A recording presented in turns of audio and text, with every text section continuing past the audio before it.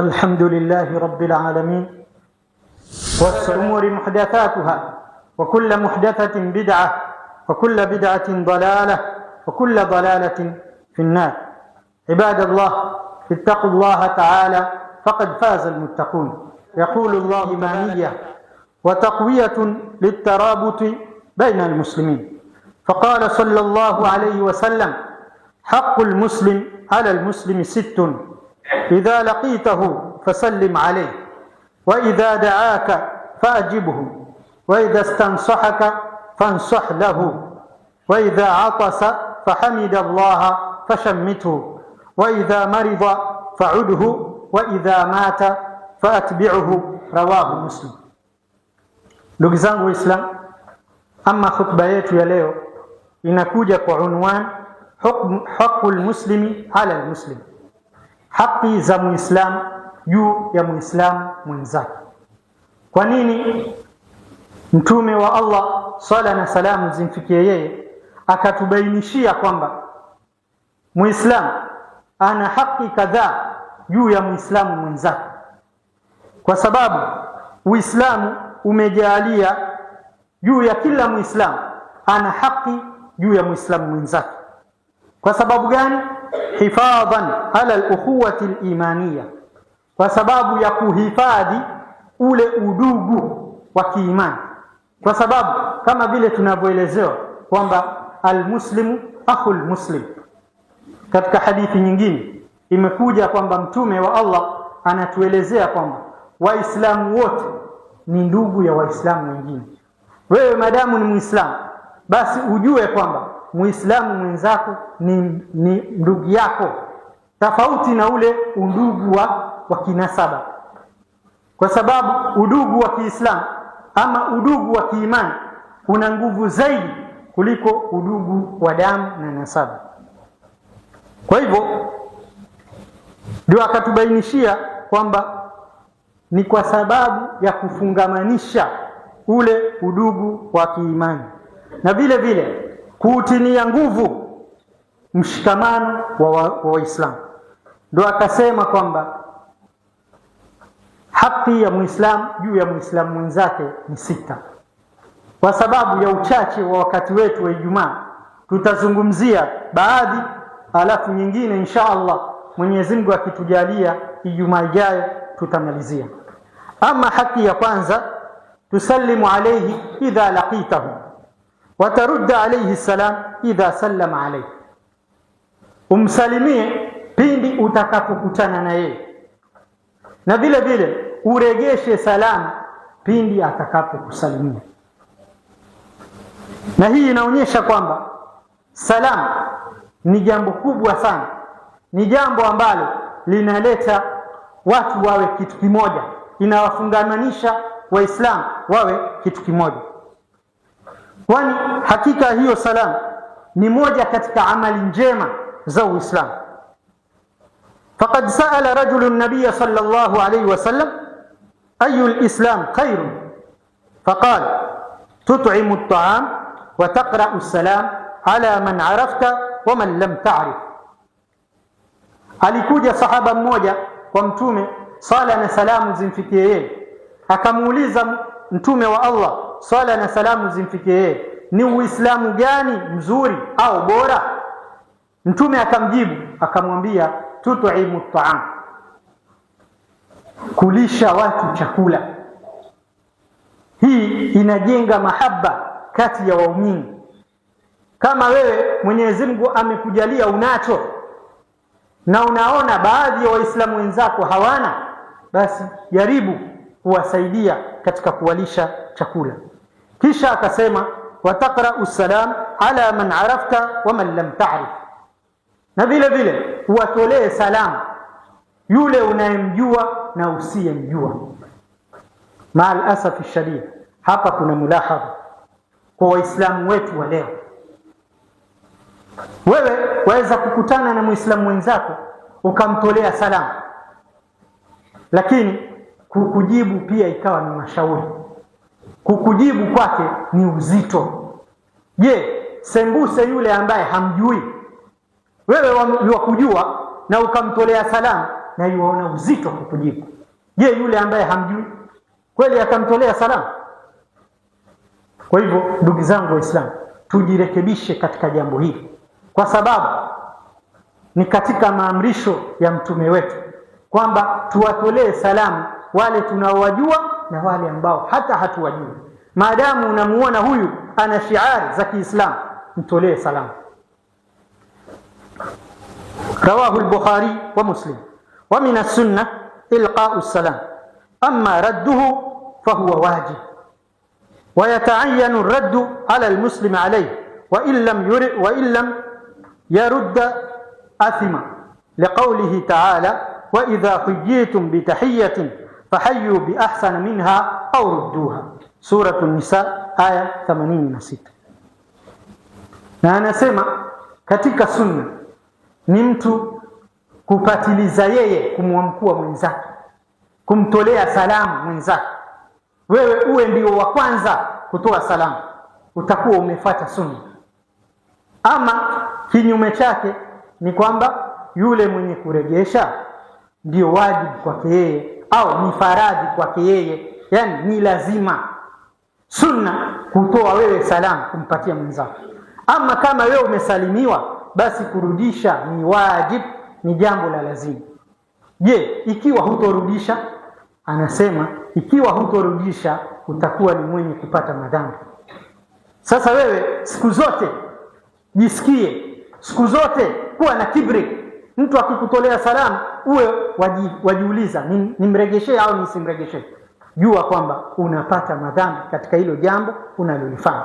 Wewe unalichukulia ni jambo dogo, lakini unapata madhambi mbele ya Allah subhanahu wa ta'ala. Na vile vile ikawa ni fardhu aini kwa yule mwenye kuregesha salamu. Ikiwa umemkuliwa na uko wewe mmoja peke yako, kwa hivyo ujue kwamba ni faradhi ya lazima kujibu ile salamu. Tofauti ya kwamba ikiwa mko watu wengi alafu mtu akapita akatoa salamu, kwa hivyo atakayejibu au watakaojibu wale wengine watakuwa hawana madhambi. Kama vile swala ya janaza, watakaposimama baadhi ya watu kuiswalia, itakuwa wale wengine ambao hawakuswali hawana madhambi.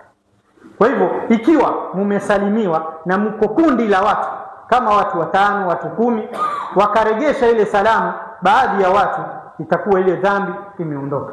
Lakini kama uko peke yako, ujue kwamba utapata madhambi pindi utakapokuwa hukuregesha salamu. Ndio Allah subhanahu wa ta'ala akasema wa idha huyitum bitahiyatin fahayyu biahsana minha au rudduha. Pindi mtakapoamkuliwa kwa maamkuzi ya Kiislamu, assalamu alaikum, ni juu yenu muregeshe salamu kwa uzuri zaidi ya vile mlivyoamkuliwa, au muregeshe vile vile ilivyokuwa. Yani mtu amekwambia assalamu alaikum, wewe mwambie wa alaikumus salam wa rahmatullah. Hiyo ndio bi ahsana minha. Ama akikwambia assalamu alaikum wa rahmatullah, wewe mwambie wa alaikumus salam wa rahmatullahi wa barakatuh. Hiyo ndio bi ahsana minha.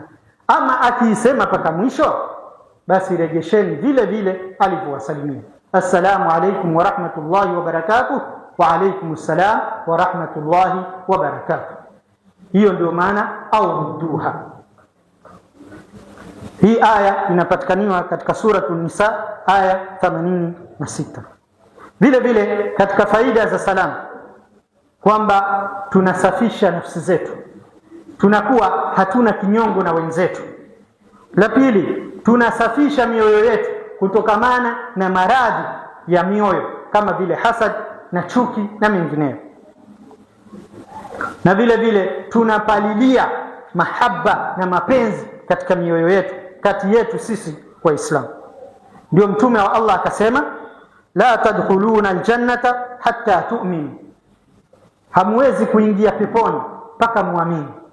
Wala tu'minu hatta tahabbu, wala hamwezi kuamini mpaka mpendane. Afala adullukum aw la adullukum ala shay'in idha fa'altumuhu tahabbtum, je, siwajulishi nyinyi juu ya jambo ambalo mpindi mtakapolifanya mtapendana? afshu salama bainakum, toleaneni salamu kati yenu. Hii inaonyesha kwamba vipi salamu inabeba ama inafungamanisha watu na inaweza kuweka mahaba katika nyoyo zao.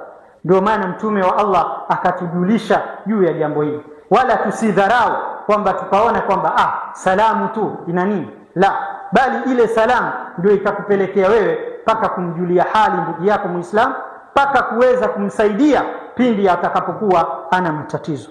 Rawahu Muslim, hadithi hii imepokewa na Imam Muslim.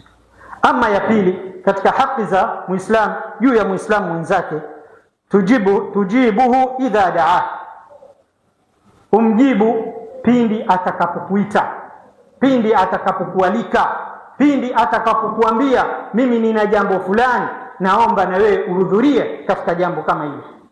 Pengine ni harusi au mkutano au jambo lolote lile ambalo atakuwa amekuita ndugu yako Muislamu. Na vile vile tusiwe ni wenye kuchelewa pindi tunapoitwa na ndugu zetu Waislamu, ila isipokuwa una udhuru wa kisheria ambao unafahamika. Na utie nia pindi utakapomjibu yule ndugu yako Muislamu kwamba unamfanyia ikram ndugu yako kama yule, ili uweze kupata thawabu pindi unapofanya jambo kama hili la ijabatu da'wa.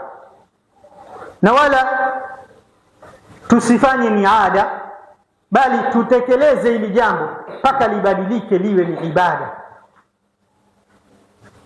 Na vile vile tusitafautishe baina ya kujibu dawa kwamba huyu ni ghani, huyu ni tajiri, nitaitikia mwito wake, huyu ni maskini, siitikii mwito wake. Kwa sababu gani? Kwa sababu pengine una maslahi kwa yule tajiri, huenda pengine ukapewa chakula au ukapewa bahasha, lakini kwa yule maskini ukasema hata nipa nini. La, hii ni makosa, kwa sababu pindi utakapofanya hivyo utakuwa unamvunja moyo yule ndugu yako Muislamu ambaye ni maskini.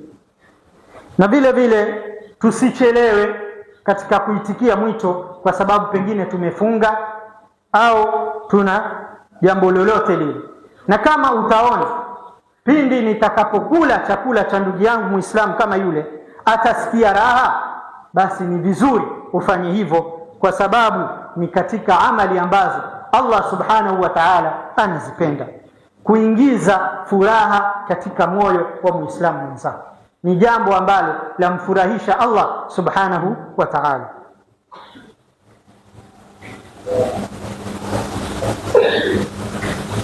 Na kama utashindwa kufungua, basi ni uzuri unyanyue mikono yako na umuombee dua yule ndugu yako aliyokualika katika mwaliko kama ule.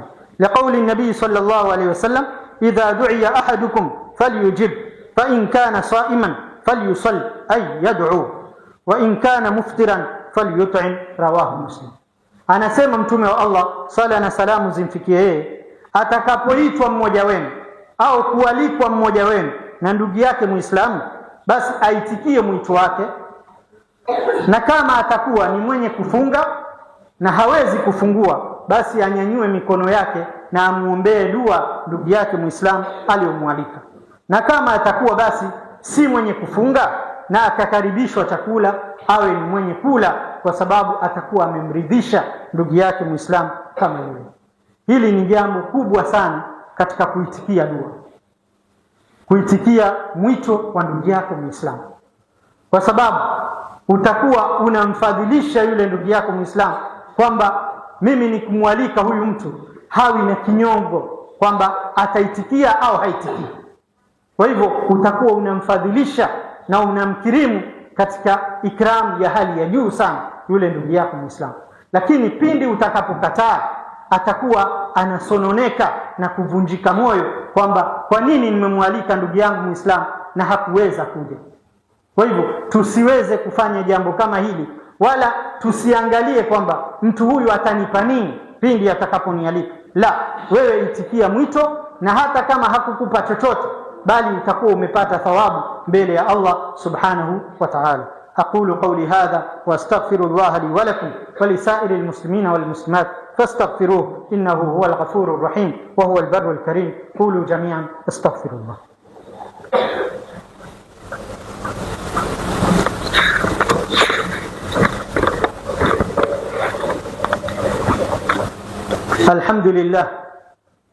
الحمد لله الذي بنعمته تتم الصالحات، وأشهد أن لا إله إلا الله وحده لا شريك له، وأشهد أن محمدا عبده ورسوله. عباد الله اتقوا الله تعالى فقد فاز المتقون. الحق الثالث تنصح له إذا طلب منك النصيحة، والنصيحة من خلق الأنبياء عليهم الصلاة والسلام، لأنهم أنصح الخلق وأبرهم وأنقاهم. قال الله تعالى عن نوح عليه السلام أنه قال لقومه بعد أعوذ بالله من الشيطان الرجيم أبلغكم رسالات ربي وأنصح لكم. الأعراف آية 62. وقال عن هود عليه السلام وأنا لكم ناصح أمين. الأعراف آية 68. ونبينا الكريم محمد صلى الله عليه وسلم هو أعظم الخلق نصحا وأكثرهم شفقة على أمته ونصحا لهم وخوفا عليهم.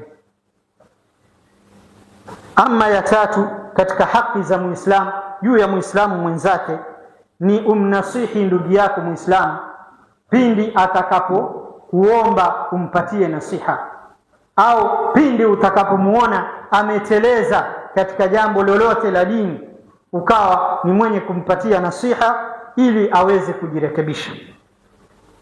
Ama hili jambo la nasiha ni moja katika tabia za manabii na wale watu wema, kwani hakika wao ndio walikuwa watu wa mwanzo kabisa katika kuwapatia nasiha waja wa Mwenyezi Mungu, na vile vile wao ndio walikuwa watu wema kuliko watu wengine, na walikuwa ni wasafi kuliko watu wengine.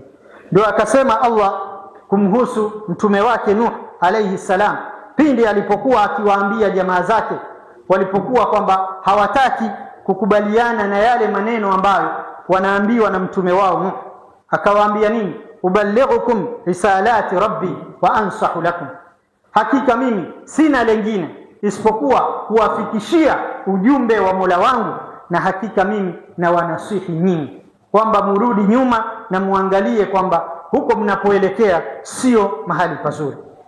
Aya hii inapatikana katika suratul A'raf aya 62. Na akaelezea pia kupitia kwa mtume wake Hud alipokuwa akiwanasihi watu wake akiwaambia wa ana lakum nasihun amin, na hakika mimi sikuwa mtu mwingine isipokuwa mwenye kuwapatia nasiha na vile vile muaminifu, yani kwamba nawapatia nasiha kwa ajili ya Allah wala sitaki jambo lingine. Na mtume wetu Muhammad kwamba yeye alikuwa ni kiumbe ambaye ni mwenye kutoa nasiha zaidi kuliko watu wengine, na vile vile ni mwenye kuwahurumia juu ya ummati wake na kuwapatia nasiha na kuwachelea kwamba wasije wakaingia katika adhabu ya Allah subhanahu wa ta'ala. Akawa anawanasihi kwa sababu ya kuwaonea huruma na kuwapatia kuwaonea hofu juu yao. Na vile vile mtu anatakaniwa pindi atakapokuwa ni mwenye kutoa nasiha, basi asimame juu ya haki ya yule mwenye kumpatia nasiha, asiende kinyume. Yani maana yake awe na mahaba, mapenzi ya kweli pindi anapomnasihi ndugu yake Muislamu. Qala Jarir bin Abdullah radiyallahu anhu bay'atu Rasulullah sallallahu alayhi wasallam ala iqami as-salah wa ita'i az-zakah wan-nushi likulli muslim, muttafaqun alayh. Anasema sahaba Jarir bin Abdullah radhi za Allah zimfikie yeye, anasema alimpatia ahadi mtume wa Allah sala na salamu zimfikie yeye kwamba atasimamisha sala na vile vile atatoa zaka na vile vile atakuwa ni mwenye kupeana nasiha kwa ndugu zake Waislamu. Kwa hivyo hili jambo la nasiha ni jambo muhimu sana juu ya Uislamu. Pindi utakapomuona ndugu yako anataka nasiha kutoka kwako, au ukamuona anateleza anaenda katika njia ambayo si sawa, basi uweze kumnasihi ndugu yako. Kwa sababu gani? Kwa sababu ni jambo ambalo liliwafanya wale salafu na salih wakapata daraja ya juu mbele ya Allah subhanahu wa ta'ala, kama vile anavyosema Fudhail bin Iyad rahimahullah, mmoja katika tabi'in, anasema kwamba lam yudrik indana man adraka bikathrati siyami wala salah, hakupata daraja ya juu ya uchaji Mungu katika wale tuliokuwa nao katika ndugu zetu Waislamu kwa ajili ya kuswali sana au kufunga sana, isipokuwa innama adraka bisakhai al-anfus wa salamati sudur wa nushi lil umma, isipokuwa walipata daraja za juu katika daraja mbele za Allah subhanahu wa ta'ala. Kwa sababu gani? Kwa sababu ya mioyo ya kuweza kuwapendea ndugu zao Waislamu kheri na kujitolea kwa ajili ya ndugu zao Waislamu, na vile vile kusalimika mioyo yao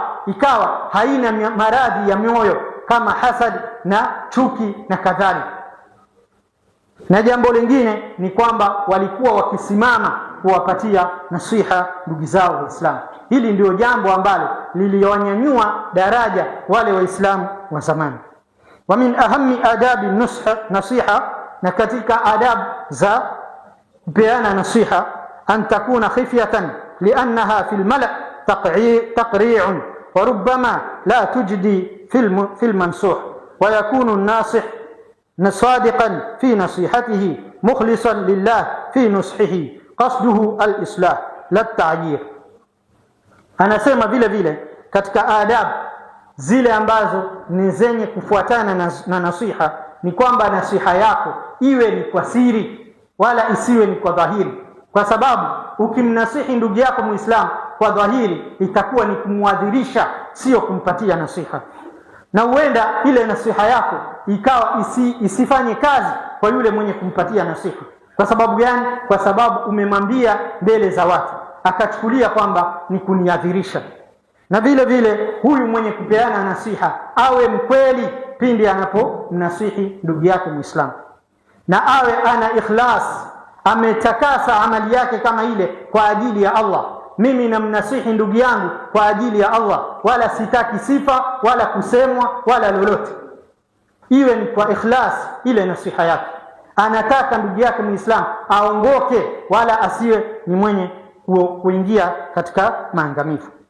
Iwe makusudio yake ni kurekebisha wala sio kuharibu, wala sio mwenye kufurahika katika zile aibu ambazo zawapata ndugu zake Waislamu.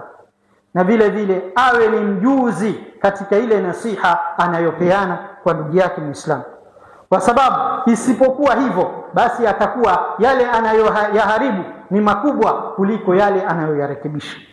Na vile vile atafute njia nzuri ya kupeana nasiha. Kwa hivyo ndugu yangu Muislamu, miongoni mwa haki za Muislamu juu ya Muislamu mwenzake ni hizi tatu, kulingana na wakati wetu tutatosheleka kwa haya kwa Ijumaa hii ya leo. La kwanza ni kwamba umsalimie ndugu yako Muislamu, au akikusalimia wewe iwe wewe ni mwenye kumregeshea salamu. La pili, umjibu mwito wake pindi atakapokualika imma nyumbani kwake au kwa jambo lolote lile, iwe ni mwenye kuitikia mwito wake. Na jambo la tatu, uwe ni mwenye kumpatia nasiha pindi atakapokuomba kumnasihi au atakapokuwa ameteleza kidogo katika jambo la dini, uwe utamrekebisha kwa kupitia nasiha kama hii.